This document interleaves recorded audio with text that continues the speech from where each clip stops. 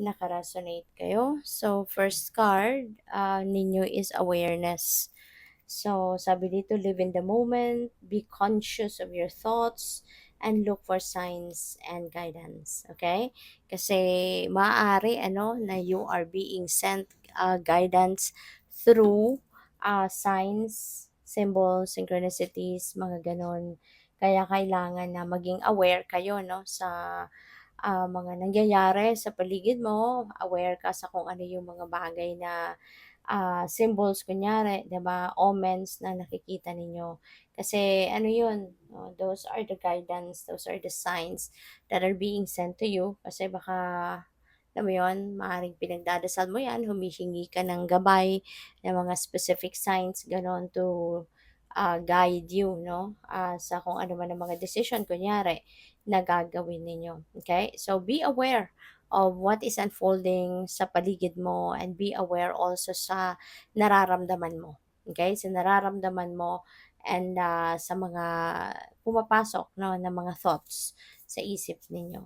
So we have received, sabi dito, be open to receiving goodness, believe you are worthy of abundance, and a gift is coming to you soon. Wow. So merong magandang regalo na paparating, you know. So this is coming very soon. Kung ano man ang regalong ito, this could be something, no, na talagang ikakatuwa mo, maaaring ano yan, pwedeng tangible, pwedeng material na bagay, pwedeng hindi. Okay?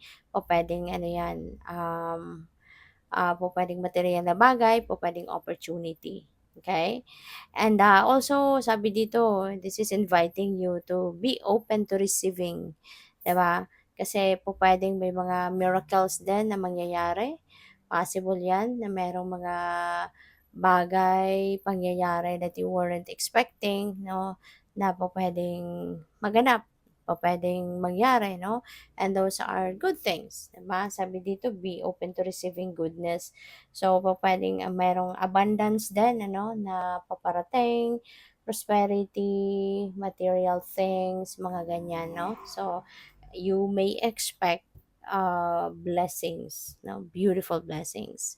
We have celebration and yeah, kung ano man ang mga mare-receive ninyo, mga regalong matatanggap ninyo from the universe, you know, pupuwedeng talagang yan ay bonggang-bonggang ikakasaya ninyo, kaya pupuwede 'no, na magse-celebrate kayo. Pupuwede na you are going to celebrate those blessings na paparating. Sabi dito, positive outcome is assured sa kung ano man, parang guarantee ito 'no, na kung ano itong pinagsisikapan mo